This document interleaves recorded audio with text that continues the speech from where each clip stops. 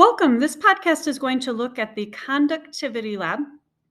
And specifically, we're going to be looking at how you determine whether compounds are ionic, metallic, covalent, or network covalent by their conductivity.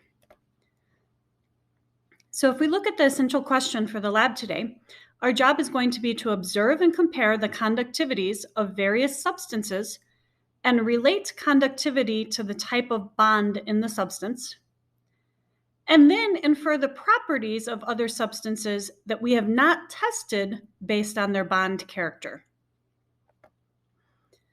So I'll give you a second. Please pause the video and read through the background.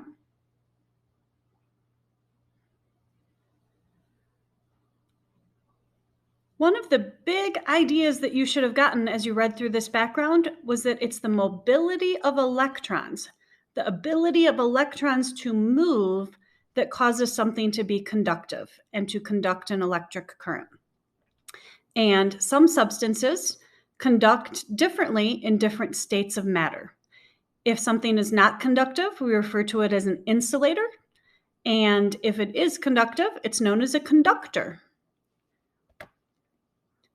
So to get started, we do need to talk about the fact that you're testing multiple types of carbon today.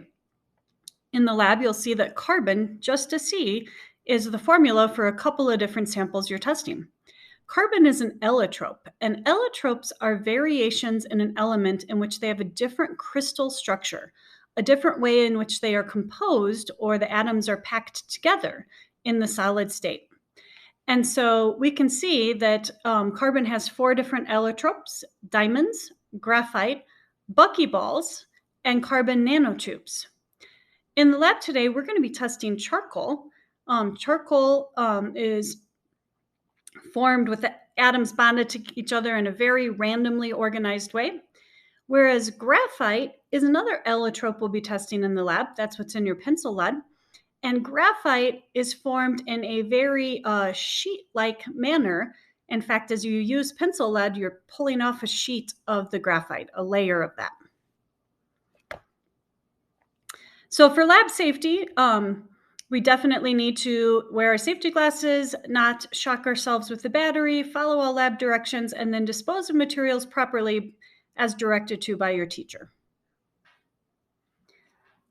So please note, we're going to be using a conductivity tester, and we'll see it light up to determine if a substance is conductive or not conductive. Our conductivity tester has 2 different lights that light up, so we can tell if something is highly conductive, if it is able to light up both lights, 2 different colors, versus low conductivity if it can light up one but not the other light. It is super important in between tests that you use a chem wipe to clean the tester so that you're not cross-contaminating your samples and you get a good pattern and a good result. So let's walk through the demo, and there is a virtual lab experience. So you're going to collect your data today virtually. This video is really to help you analyze and process your data. So if we look at the results from the demo, we should have seen that potassium bromide was not conductive as a solid, but was highly conductive in solution. Cornstarch was not conductive as a solid or in solution. Distilled water was not in solid form, so that's not applicable. And it was not conductive in solution. And liquid ethanol, again, not applicable as a solid, and as a solution was not conductive. We can infer the bond type by looking at the chemical formula. Ionic bonded substances are a metal with a nonmetal, whereas covalent is nonmetals bonded together. And metallic substances are only composed of metals. So if you use your red, yellow, and blue color-coded periodic table to look at whether something's a metal, nonmetal, or semi-metal, you should be able to determine the bond type with that pattern. For example, potassium is a metal, bromine is a nonmetal, so a metal with a nonmetal would be an ionic bond. Carbon, hydrogen, and oxygen are all to the right of the stair step on the periodic table in the section we colored blue. So those are all nonmetals, and nonmetals bonded together are covalent. Distilled water is hydrogen and oxygen. We just said that hydrogen and oxygen were nonmetals, so this would also be a covalent bond. And liquid ethanol is still made of carbon, hydrogen, and oxygen, all nonmetals, so it would again be a covalent bond. So in this demo, one of the first things we can do is look at how we deduce patterns. It's not possible to see a pattern yet for ionic bonds because we've only tested one. But for covalent bonds, we've tested 3 different substances that are covalently bonded. And what we should see is they are not conductive. Only one was not conductive as a solid. The other 2 we didn't test as solids, but all 3 were not conductive in solution. One of the first things that we should start to deduce is that covalently bonded substances appear to be insulators. They're not conductive as solids or in solution. So you're going to be working to collect data on the lab for the following substances you see as a solid, in solution, and then determining their bond type. And again, we have a virtual lab so that you can collect that data set. This video is to go over the analysis of the data, so I'm going to go through and show you what you should have gotten for that. Charcoal would be a covalent bond because it's carbon, a nonmetal, and it was not conductive as a solid, and it was insoluble in solution. It did not go into solution. Graphite is a network covalent bond. It's one of our examples from the notes. Again, it's a nonmetal, so that is going to be a covalent bond, but this one is a network covalent bond. It's an allotrope of carbon. As a solid, it had a high conductivity. In solution, it was insoluble, and so it did not go into solution. Sodium sulfate, Na2SO4. Sodium is a metal, sulfur and oxygen are nonmetals, so a metal bonded with a nonmetal is ionic. And this was not conductive as a solid, but with a high conductivity in solution.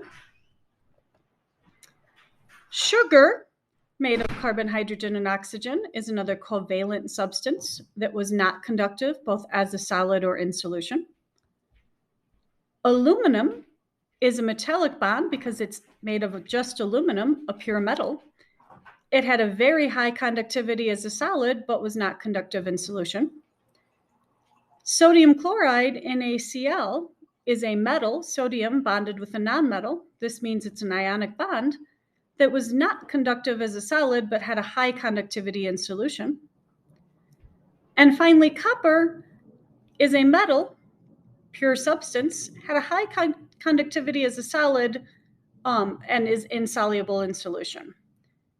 And then the last thing that we tested was silicon, which was a network covalent bond. It was another one of those examples.